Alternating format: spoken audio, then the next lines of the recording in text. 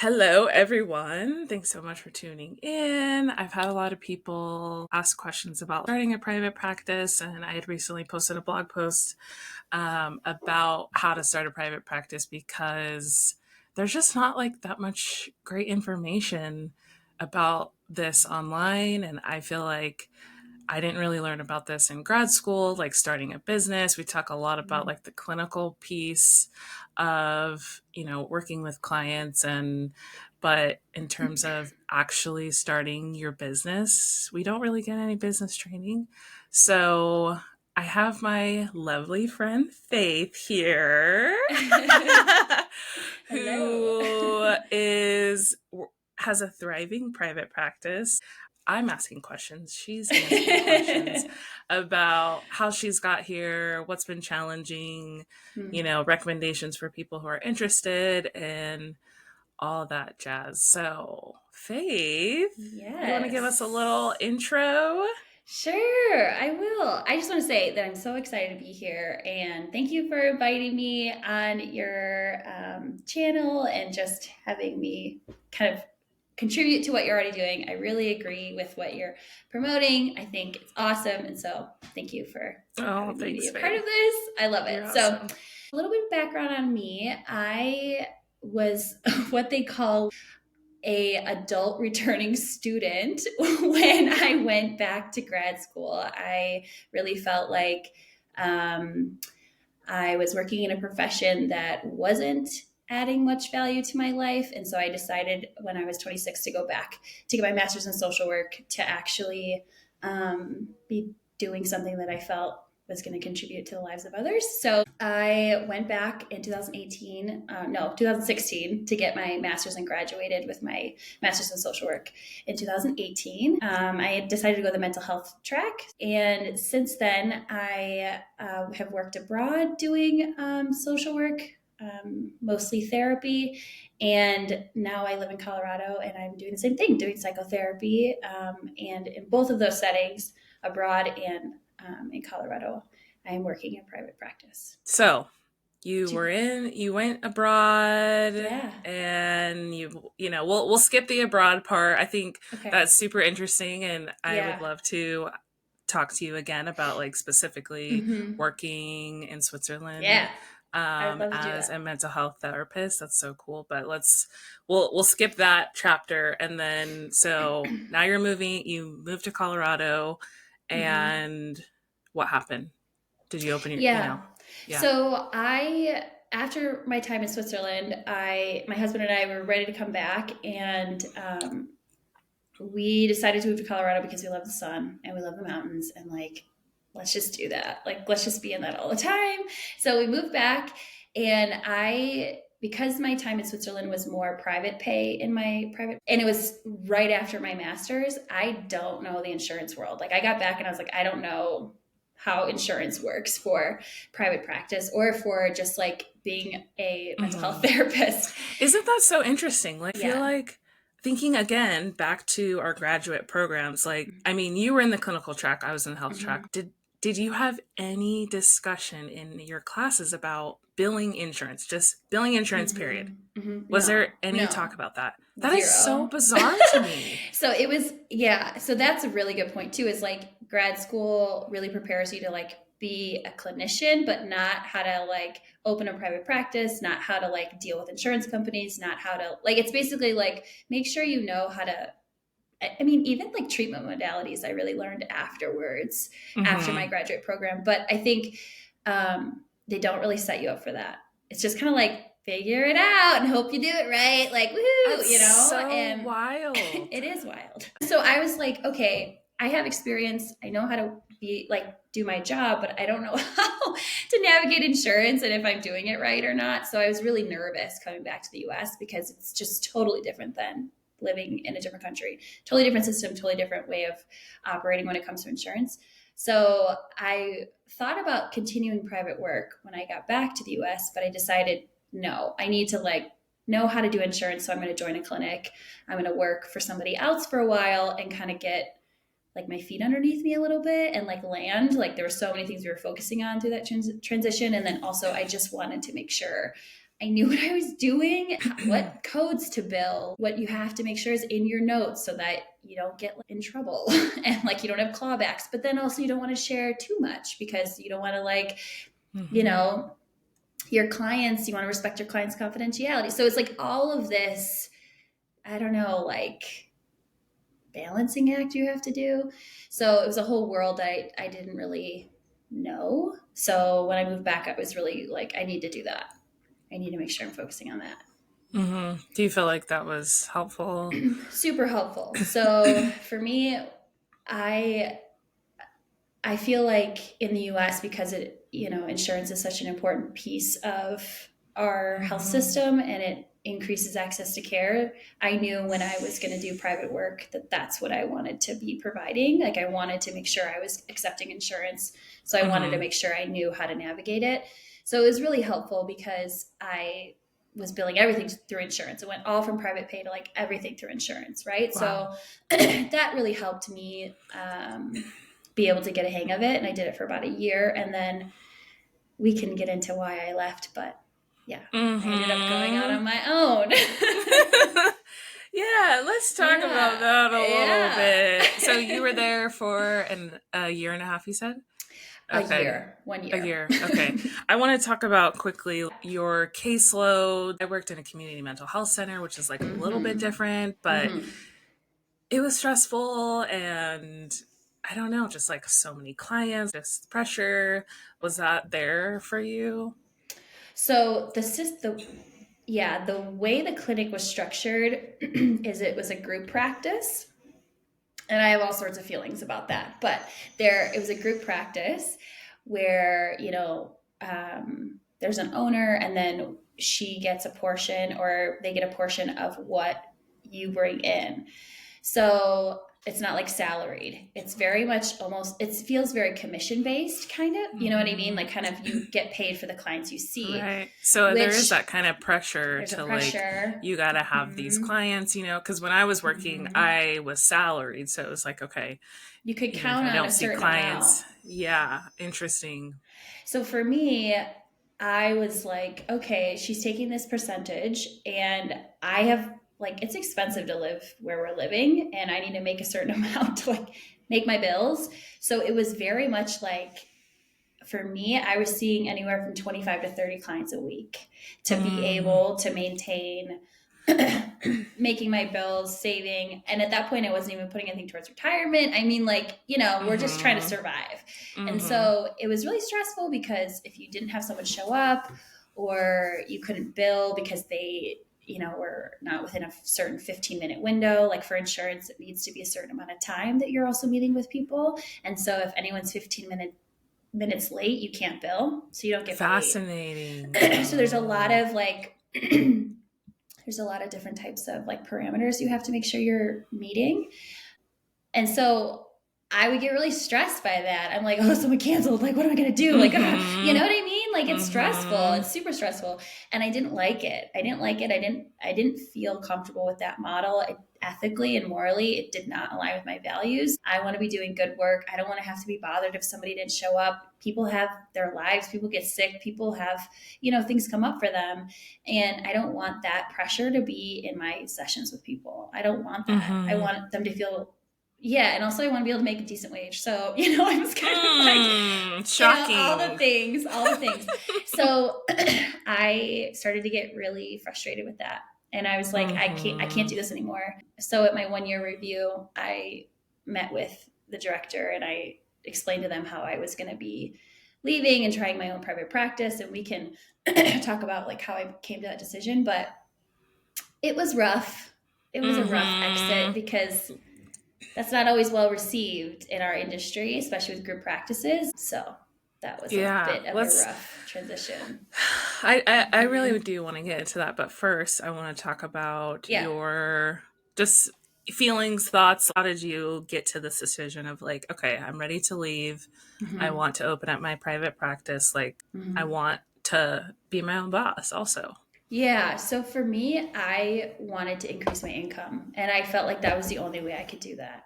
I am so glad that you just said that. Like, no shame. I wanted more money. Period. I wanted to, retire at some point in my life. So I was like, I need to probably figure this out.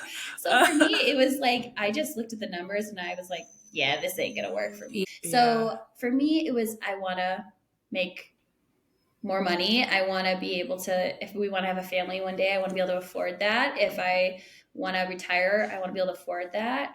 I don't want to and so I wanted to make more money, but I also wanted to work with less clients because I was getting burnt out again and I could feel that. And so it allowed me to do both those things.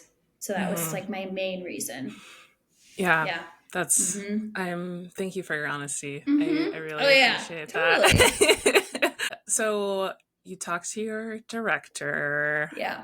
You tell her I'm leaving. Yeah. And how'd that go?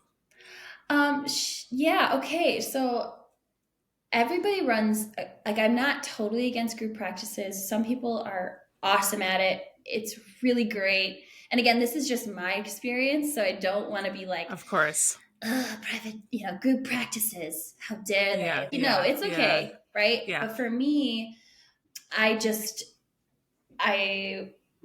I guess this is another piece, like a tool maybe for when you're thinking about opening a private practice, which I can kind of get into a little later, is like I got some business coaching. So I went and I met with somebody who is already in the field, has their own private practice. And I talked to her about my situation and expressed to her, hey, this is how much I'm making. Is that normal? Am I like pie in the sky here? Is this actually real? What I'm feeling? And that individual told me that I was being severely underpaid for my credentials and that I was getting paid what an unlicensed therapist would be getting paid. Like when you get your LCSW, your license, so that whole game. So totally, that kind of pushed me to really kind of make this decision and feel validated in what I was thinking about doing. And so I approached the director and they just basically said some things, weren't happy about it, did not want me to leave, wanted me to stay longer and wanted me to be more committed to the practice.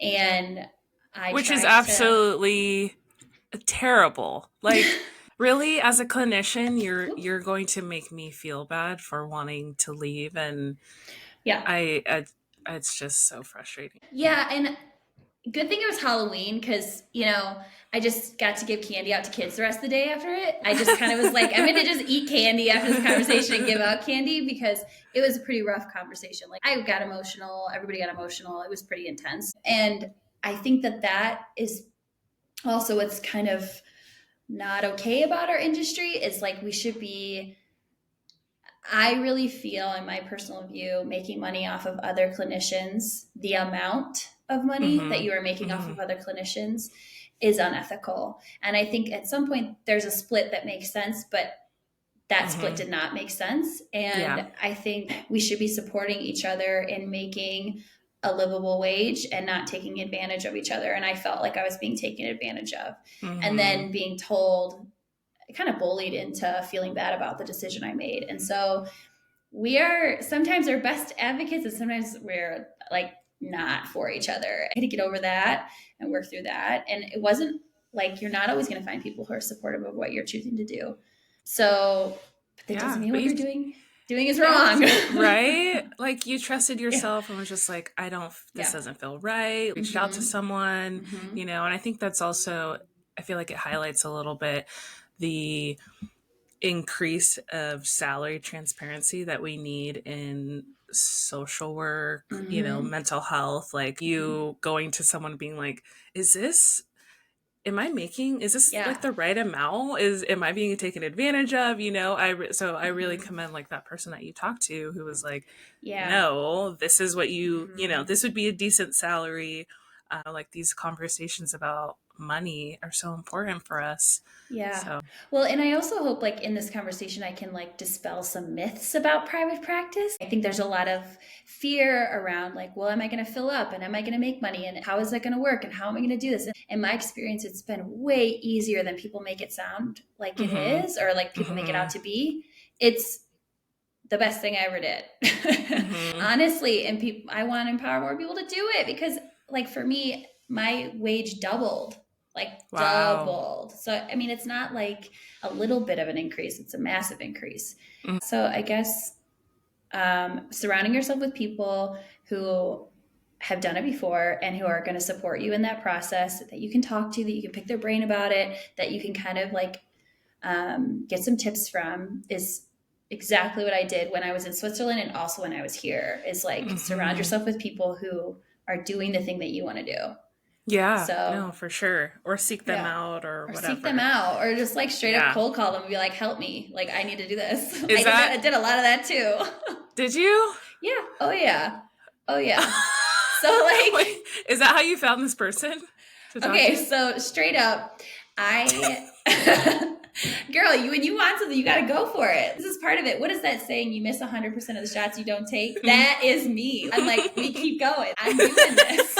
I can't, and I think that's part of like my story. When I feel backed in a corner, I can either stay there or I can do something about it. And I tend to go towards, I'm going to do something about it. I'm not going to just learn to cope with my miserable existence. I'm going to try to change it Hmm. as much as I can. And so Hmm. I think that's just like me and based on my story. So yeah, I like went to an NESW private practice little talk, and then I Oh, saw cool. somebody on there who was in Colorado who was doing what I want to do, and I like emailed her and said, "You're really cool. I'd like to network with you." And then she was like, "I was thinking about networking with you too."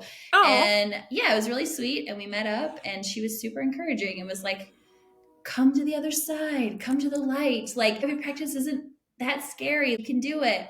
And so I had her, and then I had this other person who she connected me with. It's all like people connecting Hmm. people. So when it came to getting business coaching, I went on her website. I saw that she didn't necessarily offer that, but I just knew that she ran a practice where she let therapists rent her office space. There's no like Mm. taking off the top. It's like we share an office space here and you're all your own business. Hmm. And so I knew she was more open minded. And so I just reached out to her and said, like, hey, I know this person that you know, and she connected me with you. And I'd love to pick your brain about this. Is about what I'm dealing with. Is this Hmm. something you're open to? And she was like, totally. Yeah. Wow. Yeah. You just Okay, got to let's, put yourself out there. that is amazing. Like, No, bravo. Bravo. Okay. It's, I, that takes a lot. I mean, I think it also takes a lot of energy. I know sometimes it's easy for us to, say like, oh, just did this, then I went mm-hmm, here, and then, but like, you were working at this place that was draining you, had an mm-hmm, awful conversation, you mm-hmm, were already stressed, but still went out and sought out these resources, which takes energy and mm-hmm. time and mental space and like all of that. Great job. Good job. Thanks, Taylor. I feel like for me, it's like I can either sit and be angry about this or I can use my anger Mhm. productively. And so this is how I'm going to Mhm. use it productively to get myself out of the Mhm. situation. Yeah. So I totally, yeah, I don't know. I'm like, worst thing that she says is, nah, I don't do that. I'm Yeah. like, I can handle Yeah. that. Totally. You I can got to be handle able to that. accept the rejection. Like, it's okay. Yeah, it's Keep okay. moving forward. So, what Mm-hmm. was the first thing that you did? Yeah. So, you got your business. Did you get your business coach right away? She helped you Yeah, through so let me tell from you the a little bit beginning. about the timeline. Maybe that's Mhm. helpful. So I knew I wanted to lead before I told my boss, right? So I was like, Mhm. this is not working Okay. for me. Yeah. And so I had been networking already monthly with my friend who had her own private practice, very similar background to me, worked in schools and then kind of went outside of schools and opened her own private practice. And so, like, probably 3 months before I told my boss, I started meeting with her and then also with this other individual who was giving me kind of perspective on the industry, how to open your own private practice, and also just like my worth in terms of monetary, like my monetary worth, I guess Mhm. you could say, or like what I could Mhm. be making privately. So I did that, probably met with her 2 or 3 times, like maybe 2 months before I told my boss. So Mhm. then the next thing I did was I got my own malpractice insurance. I like was like, okay, I need to cover my butt. So I'm going to get my own malpractice insurance. I created my LLC And then I got on to Alma, which is like awesome. That is like the way I'm able to have a private practice. So like I really Mm-hmm. want to talk about that. But I Mm-hmm. met with an Alma consultant and then joined Alma. Got a lawyer to create my forms and make sure I'm like good on that side of things. Your like consent forms and Mm-hmm. HIPAA and all that Yeah. stuff. Oh yeah. Oh, okay. And then I told my Your boss. boss. Oh, wow. I also Okay. wanted a lawyer because of the contract I was in at the clinic. I wanted a lawyer to look at my contract to make sure I could like get out of this contract I was Okay. in and be doing everything Yeah. ethically. And so it was really nice to have that when I was leaving because I knew then like how to navigate it in a way Yeah, that was like totally. ethical. Okay. So the Okay. first How thing did was like before I even left my job, I was like putting I things in place. see? I see. Interesting. Okay. Mm-hmm. Malpractice insurance and then the LLC. How did you know how to set up your LLC? Let's get into the details of that. Yeah. Good old just like Googling and reading and research. Like I Uh-huh. just got online and this is a thing. I think people get really intimidated by like, but what about like LLC registration? What about taxes? What about getting credentialed with insurance and everything? These are things that you can figure out on your own. You don't need to hire Absolutely. somebody for this. You are a Like smart cook. if you've made it through a master's program, like you can do this. Like you can You do can this. do it. So you can do it. If you haven't made it through a master's program, you can do it. Just put a Yeah. little time and effort into it, you know? So for me, I read about like how to do an LLC in Colorado and it's basically you have to make sure that they have like a little search engine. You pick your practice name, you put your name in the search engine and you see if anybody else has taken that name. You can't like have the same Mm-hmm. name as somebody else. Right, because you can have So, the same name. That's what I did here in Oregon. mhm. But you can have the same name as someone if they're in a different state, Yes. but Hmm. it has to be And it can yeah, be subtle unique. differences. Like Uh, people have like Lotus Counseling. Well, I did Lotus Counseling Service. You know, like, okay, mm, whatever. I like my logo. I like my name. You can make yeah. it subtle. So I went into their search engine on their website, made sure no one had my name. And then you just go on their website and it's like register your LLC. And so you go on Mm-hmm. and you just fill out some basic information about yourself. Um, and then you hit submit, and I think you pay like $10 or something like that. Mm-hmm. And there you go. Like you Yeah. just, It it's is a like, really simple it is mhm. a really simple process, but does sound intimidating It for does sound sure. intimidating. And, you know, there are lawyers who can help you with it, but I also feel like Mm-hmm. you can do it yourself. Like you Mm-hmm. don't need to, as long as you're putting in the information that's required for the government, you're good to go. I mean, the thing they really care about is you paying your taxes. Like, pay your taxes. Like, that's the thing that, right? Like, but so I just picked a name, registered it. The one thing in Colorado that's specific to Colorado is you have to have a public address with your company Mm, for them to be able to mail information to you. mm-hmm. And so some people don't want to use their home address. So for Because it's me, public. because it's public Yeah. and as a therapist, like I don't know, I don't want people to know where I live, right? So Yeah. like I used a online like they have online virtual addresses. Like basically companies are renting out their address for you to Fascinating. purchase and you pay like a monthly fee and then you can use that address. It's a registered agent. Mm. Yeah. And you want to make sure it's a registered agent. It can't just be like a regular, it can't be a PO box. It can't be like just a virtual address. It has to be a registered agent Mm-hmm. address. So I Interesting. think it was like for me $10 a month for me to do Mm-hmm. that um, for a while. But then when I got my office, I could use my office address. So I just switched it. Oh, okay. Yeah. So you have Yeah. you go in person to see Mm-hmm. people? Mm-hmm. In person and online. Oh, Yeah. nice, nice. Yeah. So I Okay, do a so hybrid. you got your LLC, and Yeah. then who told you about Alma? So my again, like friend who's in the field, somebody who's already doing a private practice, and this person had tried like Soundermind, they had tried a couple other like online mental health services, and Alma was the best. And so they were like, I kind of learned from them doing all of those different platforms, that Alma is the best one to go with. And so the reason why Alma is so great, and again, I'm not being paid by Alma. Nothing on here is like, this is This is just not a me. sponsored video. No, like this is just me being like, they're good. Basically, the best thing about them is they credential you with insurance. So, like traditionally with Oh, old private practices, right, you would have to like submit all this paperwork to insurance companies and like, wait 3 months, and then they credential you and they say like, yeah, you're a part of our insurance panel and we're going to mm-hmm. be able to send you clients. Alma does that for you. And then what they do is they're kind of like your go between with insurance companies. So you submit your claims through their portal, Portal. and they submit it to insurance companies, and then Alma pays you. So it's kind of That like an sounds in-between service. It's okay. awesome. So they credential you. It's where you would submit your claims. It's where you can put all your files for your clients. So, like, it's an EHR, electronic health record, as well, which is what you'll need when you're starting a private practice. And Ooh. so it serves as that as well. So, like, my clients make an account on there, and then they can sign all their documentation and forms.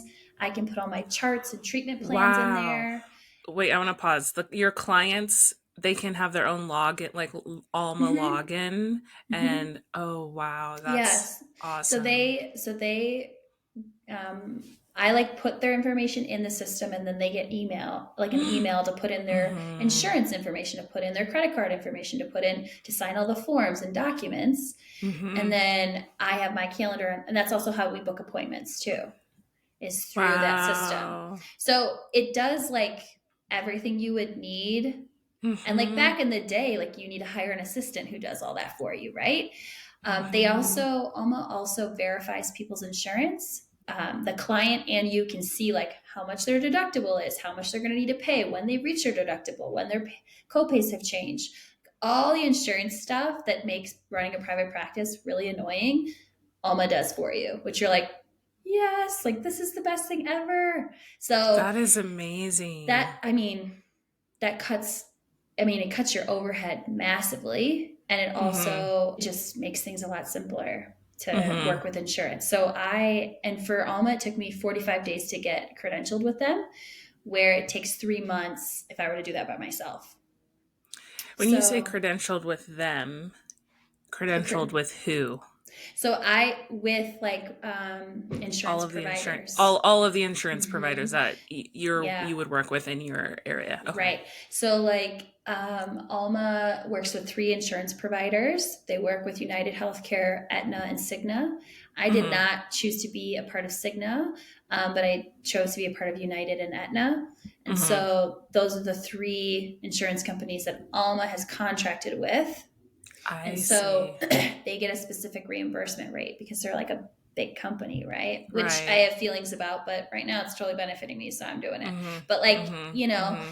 and I can't say what the reimbursement rate is just because that's like a contract I've signed with Alma, but I can tell you it's better than what I was getting at the clinic.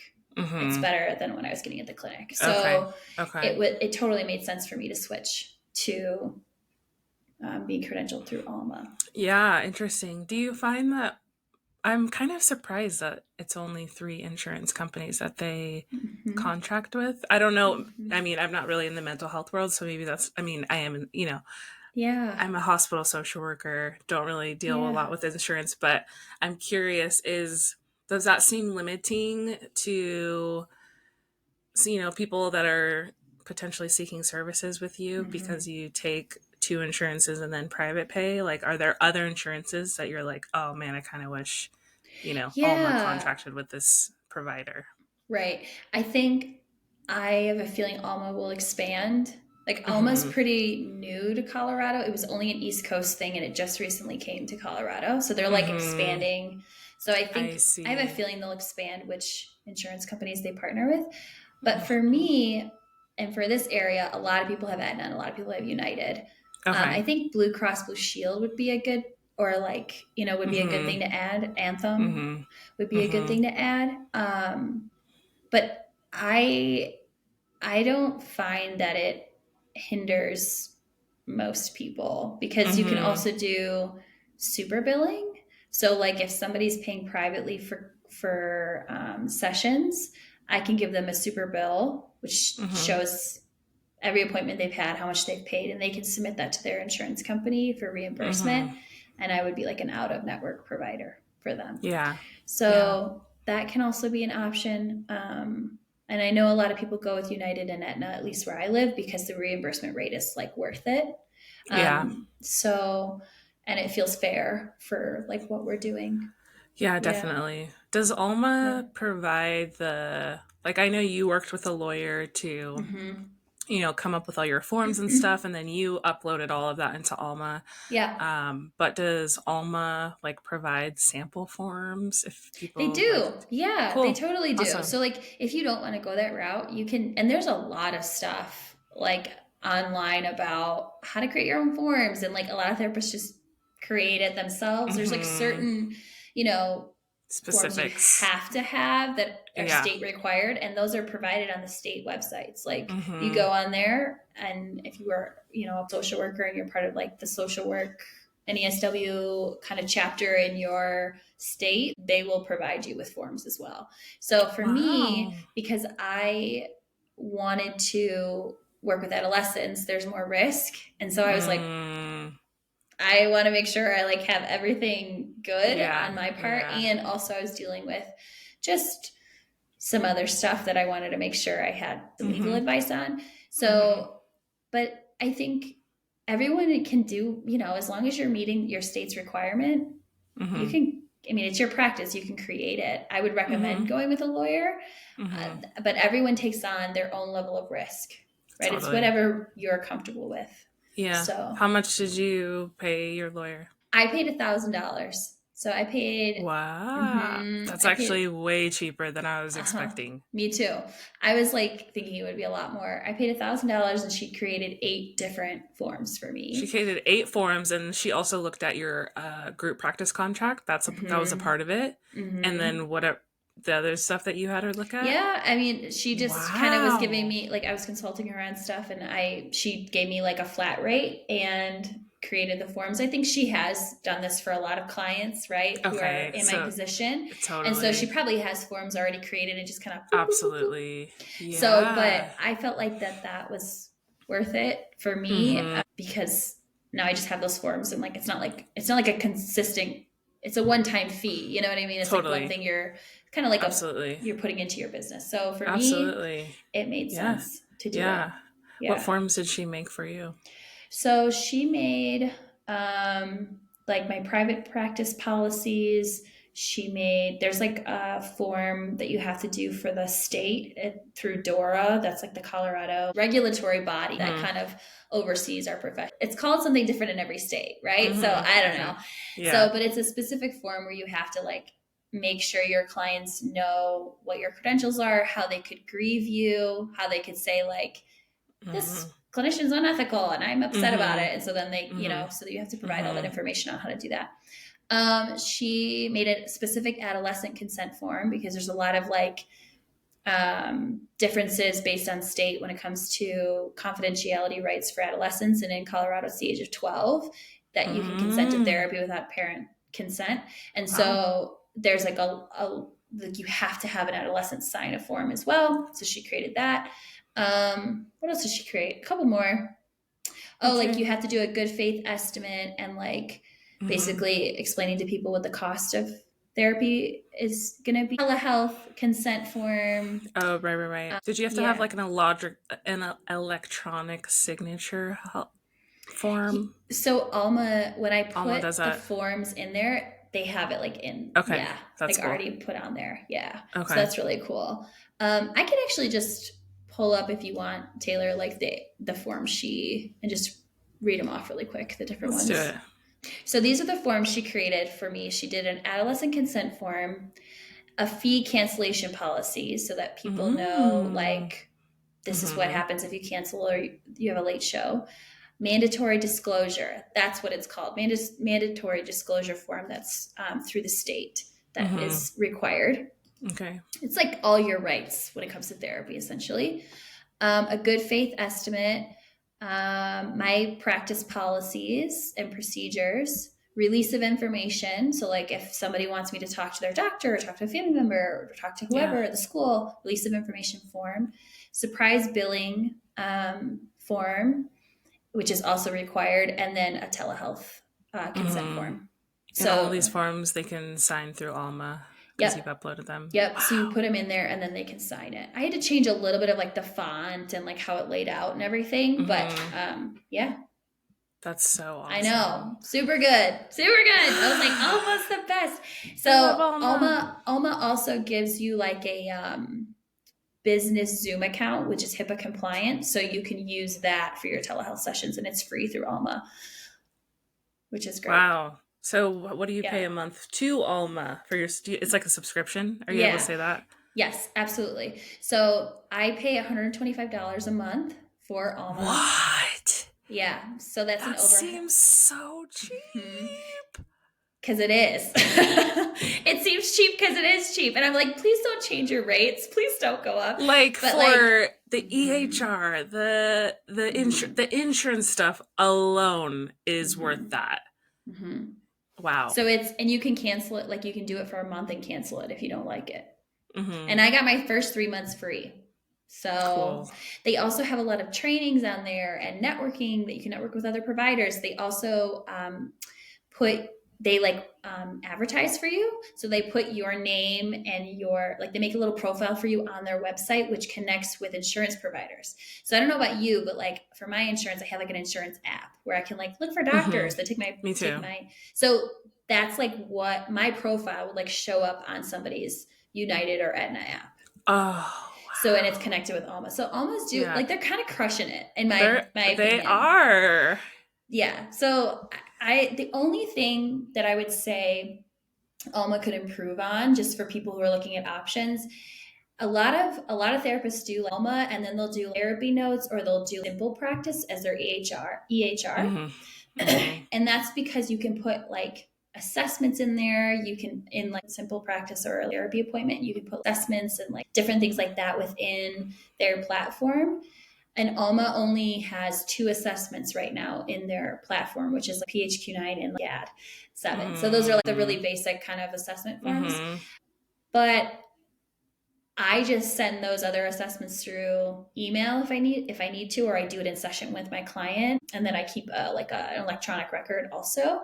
So Hmm. some people just pay to do all their EHR stuff or electronic health record stuff in like simple practice or therapy notes, and then they Hmm. also have Alma for like their billing. Gotcha. I do it all through Alma. I might switch right now. I'm just like I'm believing that Alma's gonna get better at it. Like I'm Hmm. like they'll like roll something out. I'm like I'll just Hmm. kind of hang here for a little while and see Hmm. what they kind of do. Yeah, and it seems to be But working. it works for me. So, in terms of like Yeah, clients, yeah. let's talk about that because I know people feel, just some anxiety around like, oh my gosh, am I going to get Hmm. clients? Where are they going to find me? Yeah, So, where did you start with like, marketing yourself? yeah. So I think that's everyone's fear when they're going to start a private practice. Like that was my Hmm. fear. That's every person I've ever talked to who is a private practice owner is like, oh no, what if I can't get clients and then I can't make money? And then like, that's really scary. What I've found is like, it's the opposite of that. I feel like it's a big myth that like, you're not going to fill up, you're not going to get clients.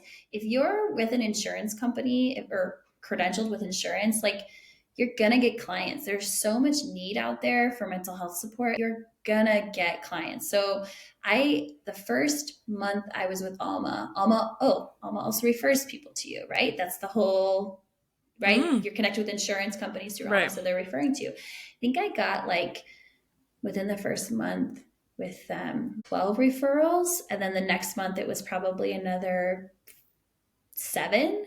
So I mean, And that was just through Alma. Wow. Mhm. That was Hmm. just through Alma. So if you're like thinking about like how do I do this? Maybe you want to just dip your toes in. Maybe you don't want to go full blown private practice, quit my job, like I'm all in. Maybe you want to just kind of do like a little bit of something on the side. Start with Alma do 5 Mhm. clients, see how it Mhm. goes, see how you feel, and then see if you can like expand a little bit. It's always okay Mhm. to do it that way. But I think that in terms of clients, I've had no problem getting a full caseload. And Alma's a way that I get referrals. Psychology Today is the way I get referrals. You just create a Psychology Today profile. It's $30 a month.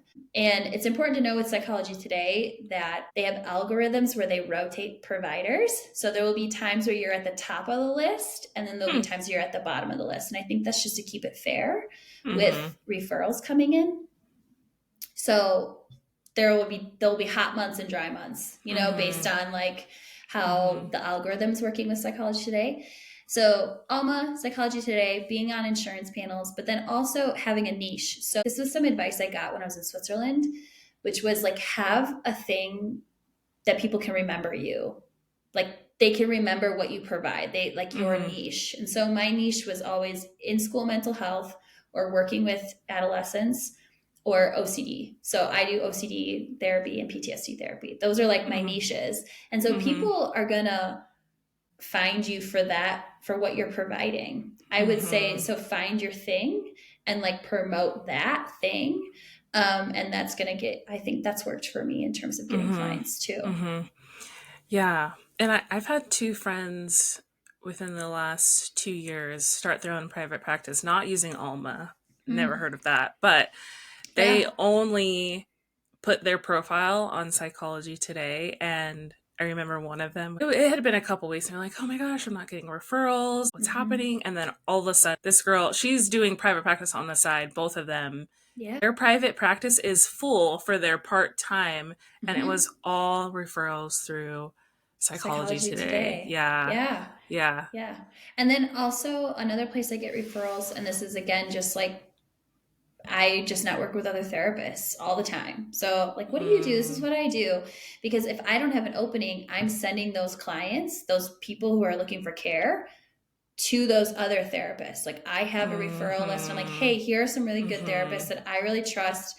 Reach out to them and see if they have an opening. Create a community and kind of refer to each other. Or another really good piece of advice I got was network with people who aren't providers, who aren't in your industry. So, like, doctors, pediatricians, physical Mhm. therapists, or Mhm. people who are like health gurus, are in the health world, but aren't like doing mental health therapy, where they Mhm. believe in that, but they're like more like kind of doing softer work. It's not like I'm Mhm. going to treat this mental illness kind of stuff. Mhm. So, network with people outside of the Yeah. profession, which I think is really good too. Like school social workers, that was Mhm. somebody I was like, hey, Absolutely. if you can't provide care for this kiddo, like I'm Absolutely. somebody externally that could provide care. So Yes. huge.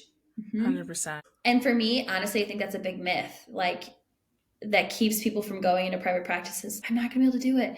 And a lot of Mhm. people start with like a split kind of Yeah. work life. I did Right. that in Switzerland too. I was working for a school, but also working privately.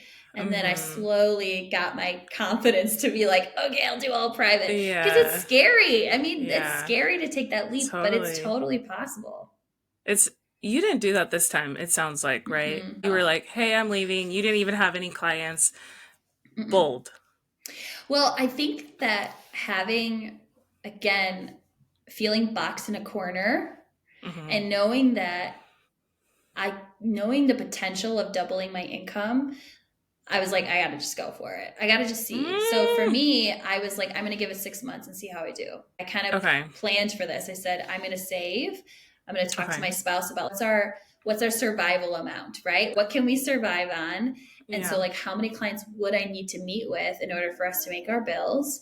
And then I'm like, I'll give it 6 months and see how it goes. If it doesn't go well, I'll go apply for a job, right? I know I can find a job as a mental health therapist. Like there's tons of Mhm. jobs out there. So I knew I could find a job. So for me, I was like, I just need to go for it and see what happens. Mhm. And I also think like being international and having 4 years of like private work underneath my belt of like this hybrid, like I'm kind of working for somebody else, but also working for myself, gave me the Mhm. confidence to be like, I know I can do this. So I Mhm. might as well just go all in now. It's Yeah. time. I have 4 years under my belt of doing this hybrid thing. I'm just going to Yeah. jump all in. Yeah. So And what so, was the time frame between you quitting? mm-hmm. You had Alma already kind of started and working Yeah. to when you got your clients. Mm-hmm. First client. What time frame on Hmm. that? So I told my boss at my 1 year review in November, and I had already filled out like the application with Alma, and it takes 45 days. So by January 1st, I knew I could start seeing Alma clients. Mm-hmm. And my last day with the clinic was like December 15th. So I like took 3 weeks off in between, but it was Mm-hmm. around Christmas, you know. Yeah. And I also was strategic on when I started my practice. A lot of people need mental health therapy in the winter time. A Yes. lot of people are like, I don't want to be a new person. It's a new year. Like you get a lot of referrals in like the dark of winter.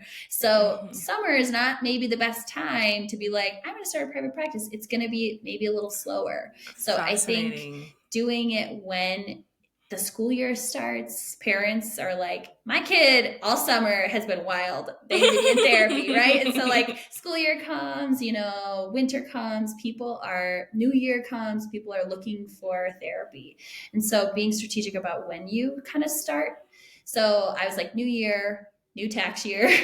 It's in the middle of Mm-hmm. winter. I got to do this. So I started January 1, but Alma was already having referrals coming in before my start date. So like I had like a backlog of people who wanted to consult with me. Mm. So when January rolled around, I think my official date was like January 8th was when I was going to start. I already had like 4 or 5 people that I was consulting with. I was full within the first month of me starting my own private practice. What number is full for you? Yeah, great question. 24 clients. So for me, I went from 30 to 24, which is huge. That's like a whole day of work. I don't Mm-hmm. have to be working. Mm-hmm. And so this is another myth. A lot of people are like, oh, running your own business is super hard. You don't have any time. I'm like, girl, Mm-hmm. I got more time. I have so much more time to do what I want to do and like to relax and like rest. Yeah. Where before I felt like I had no time to do that. Totally. You have more time to live your life. Like And working is not mm-hmm, all there is to living, which no. sometimes it has to be because we have financial Yeah. constraints and insecurity and all of that Mm-hmm. stuff. I hope for everyone, this is just like my Yeah. unrealistic pipe dream that we all don't have to just continue working all Mm-hmm. the days of our lives because yeah, Mm-hmm. there's more to life than working. I totally But agree. I totally yeah. agree. And I think also if you're in the helping profession, like you should make enough where then you can rest so that you can do your Mhm. job better. This whole idea Mhm. that like we should be overly extending ourselves constantly for no money was literally told to us in grad school. You're not getting in it for the money. I mean, I know that, but I also want to be able to survive I and be also able to need to be provide able to good work. pay my bills and not be Student loans. stressed, student Mm-hmm. loans. Mm-hmm. We can be in it for the income and the outcome. There's nothing immoral or wrong about that. And I don't Mhm. know why we're being told that it is. It's Mhm. really weird, really, really weird. I don't Agree. like that. I'm how not a much fan do of you that. how much do Mm-hmm. you charge or yeah, I guess I want to talk about how much you charge private Yeah. pay and maybe the insurance people if you can. And then Mm-hmm. how you came to that decision because I know that it's hard to Yeah. decide how much Yeah. you're going to charge because you're just like, well, I don't want this to be a burden on people, but I also need to make a living wage. Like, Mm-hmm. but let's Mm-hmm. just start with how much do you charge and how did you come to that conclusion?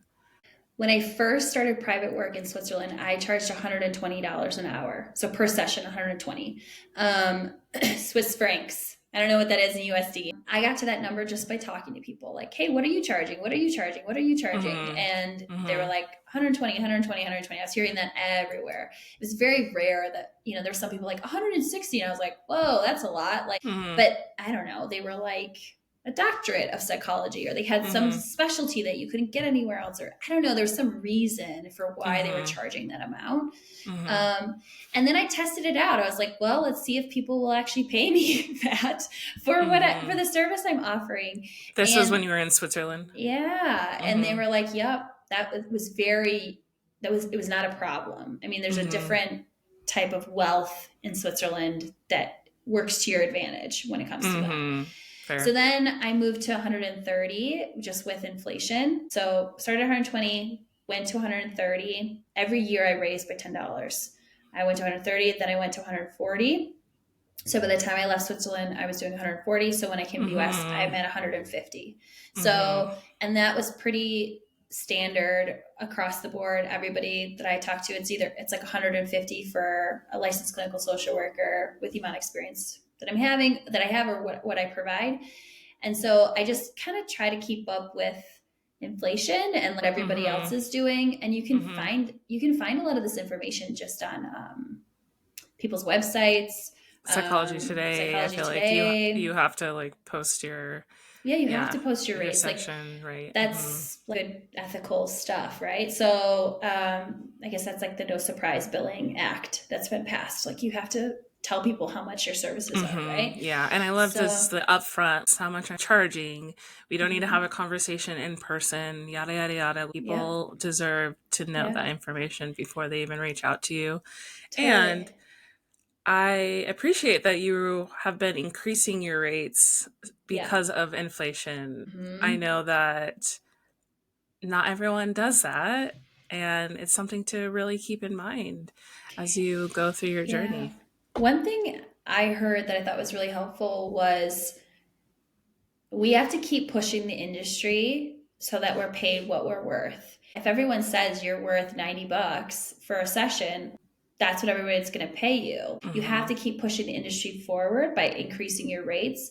And I think when we were in grad school, they talked a lot about like psychologists versus social workers, and social workers should be paid less than psychologists, even though we get very similar training. The licensure looks similar, but that essentially you're going to keep yourself underpaid if you Mm-hmm. are never willing to push for more, ask for more, demand for more.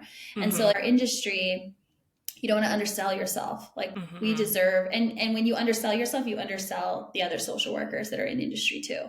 And so Mm-hmm. realizing asking for more pay for yourself is asking more pay for our industry, for our social Mm-hmm. workers. It's not just for you, Yeah. it's for everybody else that you're working with, you know? So I thought Yeah. that was really good advice. And also, at some point, a lot of people do a lot of things to like increase access to care, like being on insurance, but also like having a sliding scale. So, like, you look at someone's income and you can decide, hey, like, I'm going to do a sliding scale, and because of your income and you don't have insurance, like, you'll pay less. When I was Mm. abroad, I worked with Ukrainian refugees for free. I was like, I'm not going to charge you to come see me. That's stupid. But having your own private practice allows you to do pro bono work Totally. where I couldn't do that in a clinic. And so Absolutely. I think, yeah, I think And I think those also are. having your set price of like Mm-hmm. 150 or that a little bit higher amount that maybe Mm-hmm. could feel uncomfortable for some people also Mm-hmm. allows you the time and space and mental capacity to do the pro bono work, or Mm-hmm. if you have multiple clients who are doing sliding scale, like, that's not going to mess up your finances. Like, it Exactly. allows you Mm-hmm. to be a little bit more flexible, which Yeah. I really appreciate.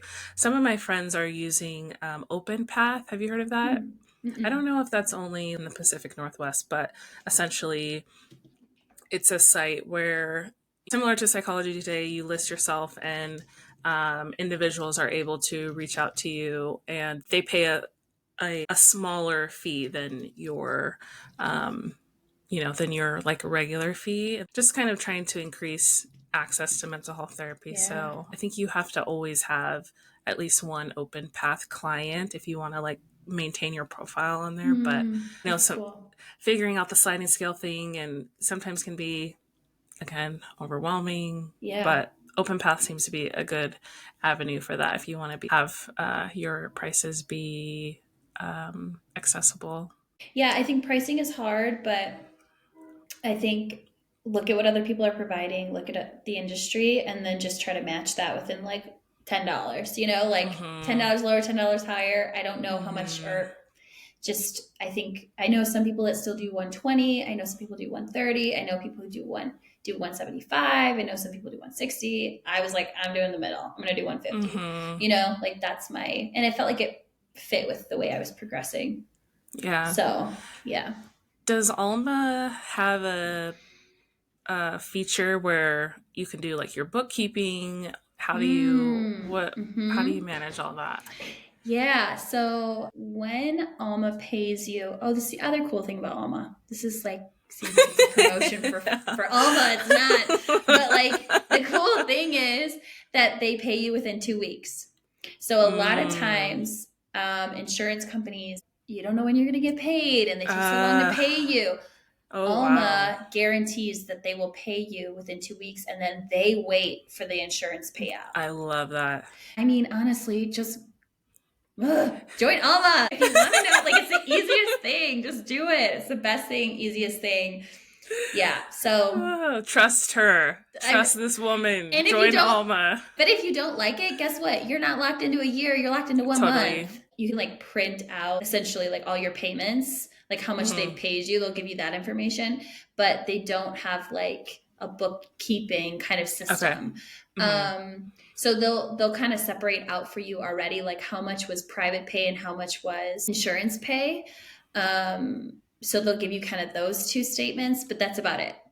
So Okay. for bookkeeping, I use a basic Excel spreadsheet for myself. I don't Wow. pay for anything. I know people are going to have different confidence levels based on kind of their skill set and what they feel good doing. And for me, like, I feel fine just using an Excel spreadsheet. I Mm-hmm. have like my deposits and credits and debits, right? And then at the bottom, I have percentages that I pull out for tax, percentage that I pull out for my retirement. And then I cut myself a check. I Okay. like make my deposit from my business account into my personal account, and I have it say Mm-hmm. payroll, and I'm based on how much I make. I put it in Mm-hmm. there. Mm-hmm. How much are you what's the percentage that you're doing for taxes and retirement? Yeah, I go through and I pay myself every 2 weeks. Mm-hmm. So it really helps me stay on top of my shit, right? So I'm because there's been times where it's like, oh, I got to do accounting. Like, oh, that's probably a drag. It's pretty much a drag, but it keeps me on top of it. So I Because you're like, have I want like to get paid. I want to get paid. I want to make money. So I'm like, okay. So I have like my credits and my debits, and then those kind of equal out at the bottom. So then I have my total number. And then you can take your retirement out before taxes, right? That's Right. pre-tax. So Yeah. I do 20% right now, just because I'm like, I need a Dang! retirement. This girl is retiring early. I'm like, I am not gonna be. I'm like, I'll work hard when I'm young, and when I get older, I want to slow down. Like, I don't think I want to do a full stop. I want to go like, like Mm-hmm. 80%, 70% part time. I have nothing saved for retirement. I was too Okay. focused paying off student loans. So, Mm-hmm. Mm-hmm. so I do 20% for retirement, and then taxes depends on what state you live in. But as a self-employed individual, you have to pay your own social security tax. So I save about 30% to pay taxes. So 4% goes to the state. That's like our income tax percentage. And then basically the rest goes to the federal government. so, Mm-hmm. so I save 30% for tax payments. And then the rest I keep. I'm not a tax consultant, so do not Fair. take my Fair. advice. But Okay, that's and I true. do my own Disclaimer, disclaimer. I do my own bookkeeping. I might get some raised eyebrows here, but whatever. I do me. So you do you, I do me. But basically, so every year we have somebody who files our taxes for us. So he Okay. kind of like levels me out. So Okay. when you're self-employed, you have to do quarterly tax. So every quarter you have to Right. pay a tax. And I'm just figuring it all out now because this is my first year where I'm doing all self-employment, where before, even last year, I still had my private practice, but I was just seeing a few clients Mm-hmm. that actually still lived abroad. Mm-hmm. So I was still kind of doing that, but it wasn't like I was bringing in so much money that I was really worried about it. Yeah. But now I'm like, I really got to make sure I like get this right. Yeah. So I was looking into it, and I think it's a QBI. It's called the Qualified Business Income Deduction. Mm-hmm. So essentially, what the QB, from what my understanding from YouTube, so this is where I'm getting my YouTube YouTube University. University. I was like filling out the tax document. In there, it says QBI deduction. And I'm like, what is that? And so I started YouTubing it. And then I just eventually emailed my tax consultant and was like, do I qualify for this? Essentially, I do. And it's because there's like different income thresholds. And if you're under like $400,000, which I definitely am under $400,000, you can take this QBI deduction, which is an additional 20% off of your income, 20% off your adjusted gross income. And adjusted gross income is your income after all your deductions. So, like, as a private practice owner, right, I can deduct like the computer that I paid for to have my sessions. I can deduct a portion of my housing rent because 50% of my time I'm in my home office. So there's like square footage I can deduct off of my mortgage, your phone, all the business expenses you have, you can deduct, and then you pay tax after all of that. So you would deduct all your expenses, and then you would take this QBI, which is 20% off, and then you pay tax on that amount. So you're getting, the goal is to get the tax and retirement. You take retirement out, you take your deductions out, and then you do this QBI deduction. And so then you're paying tax on that little amount left. Right. Which is still a significant amount. It's not like a little amount, but it's, so then you're paying Social Security on that. So it significantly helps. And they passed that in 2017 because a lot of these big corporations got big tax breaks around that time. And they were like, what about the small business owners? Like, what do they get? And so this is what they provided. It expires in 2026. So hopefully it'll get passed again, and then you can take that as well. Yeah, totally. Does your tax guy person file your taxes quarterly for you? I do. You do it yourself? How do you know what you need to pay? Yes. So that's the form. You want to fill out the 1040 form, and it will tell you as you go through it. It's confusing, as all taxes are, which is another whole like soap opera box I can go on. I don't understand how a tax payer can't figure this out. Okay. So I was like, I'm a little bit stubborn, and I'm like, I'm figuring this out because I'm not paying somebody to do it for me. So I spent a lot of time looking at, you can literally just YouTube how to fill out the 1040 ES, and somebody who's like, I'm a tax consultant, let me show you. Yeah. And they'll just go through the whole form. You're so right. So I watched a ton of those videos and then did it myself. It just takes you step by step through it. Like at the end, it tells you how much you can expect to pay. And then you split that into 4 payments. I don't have the dates on specifically, but it's like every quarter. I see. So it tells you upfront, you only have to fill out that form once, and it'll tell you this is how much you need to pay. And then you on your own go on the website where you divide it up into 4, and then you say, okay, I'm paying my taxes. Yep. And and then get my receipt. Right. They'll have a website where you pay, and you go to that website, and the federal government will say, you'll click on the drop down estimated tax payment, and then you make it. And then you get a receipt. And then when my tax advisor files my taxes in April, he levels it all out. Yes, this is how much, because it's an estimated tax. It's how much you think you're going to earn that year.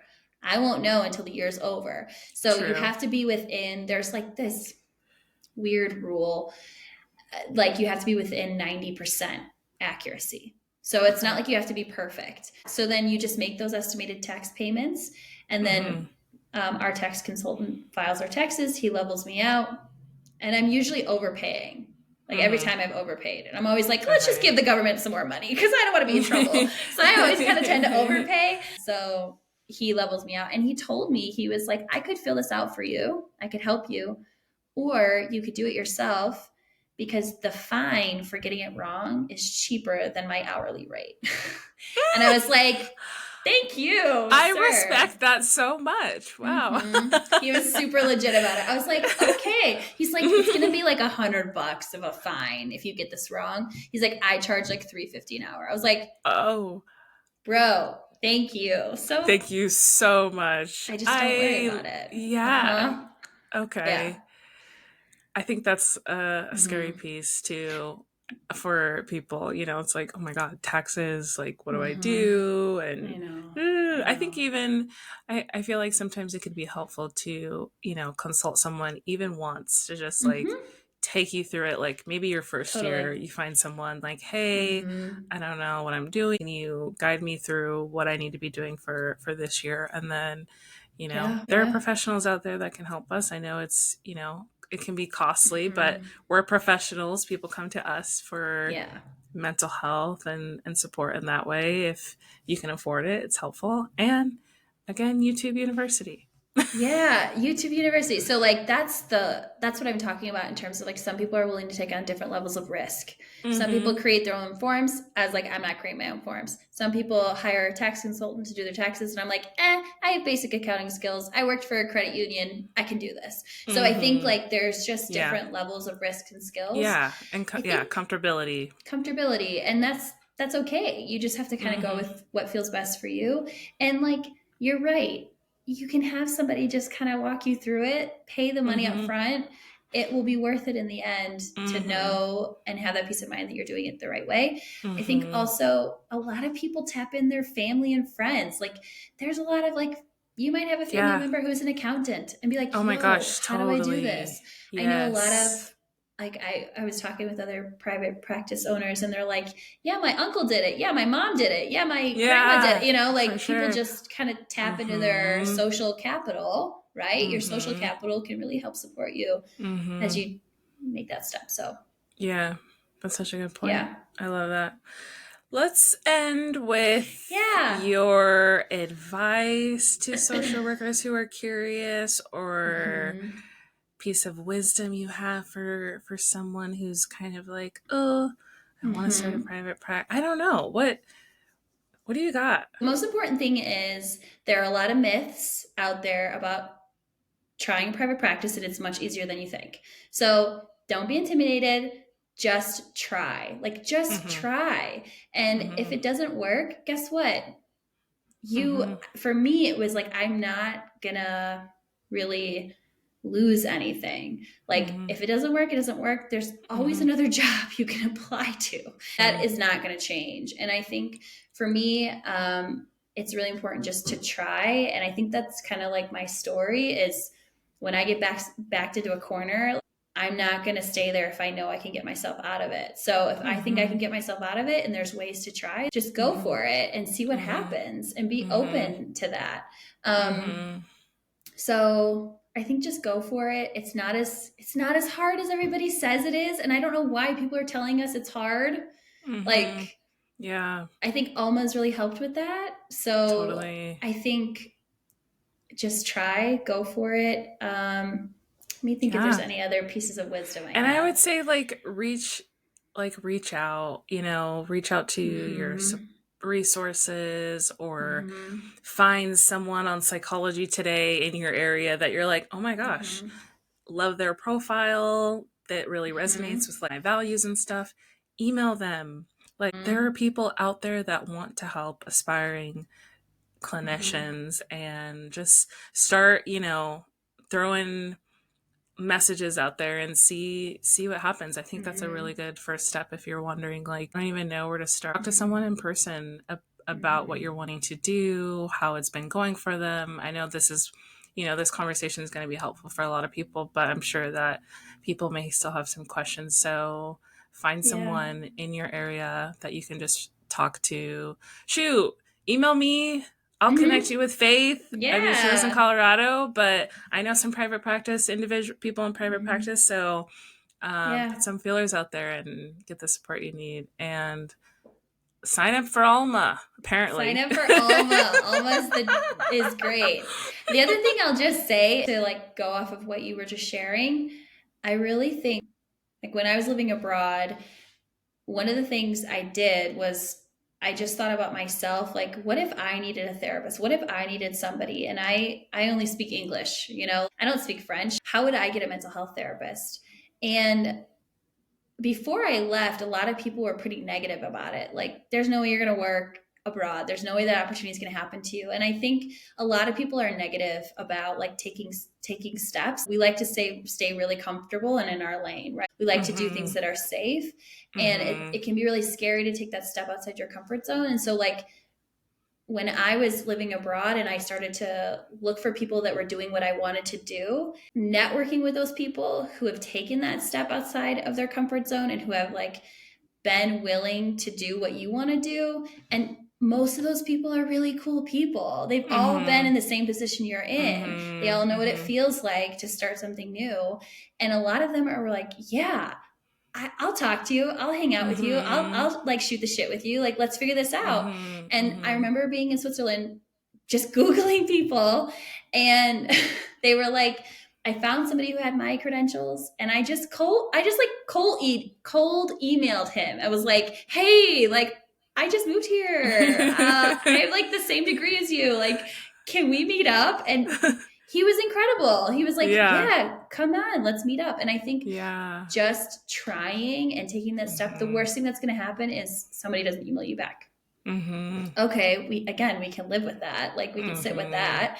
I guess my piece of advice is like, you do miss 100% of the shots you don't take. Like, you miss them. And I Uh-huh. do think that going for it, at least you Mm-hmm. tried. And I don't know, don't let people tell you you can't until you've tried and you realize you can't. Mm-hmm. I think there's a lot of people out Absolutely. there. Absolutely. Yeah. You can do it. Bet on yourself. I know Yeah. it's that imposter syndrome really creeps in when Yeah. it's like, oh no, I can't run a business. I can't, I Mm-hmm. can't run my own practice. And Mm-hmm. definitely being in a 9 to 5 feels very safe and comfortable. And that's Mm-hmm. okay too. But if this is something you really want to do, Yeah. go for it. You can do Go it. for it. We believe in Yeah. you. This was amazing. Yeah. Oh, good. Faith, you're Good. awesome. Thank you. You are too. I mean, I love what you're doing, and I'm super excited about being a part of this and like helping in any way I can. People have helped me, and so like I just want to help other people Mm-hmm. be able to move towards having more money in their lives, and like Mm-hmm. just also doing what they really want to do or they feel like they can do Absolutely. want to do. So Yes. Yes. Well, so thanks yeah. everyone. We're ending it. Talk to you soon.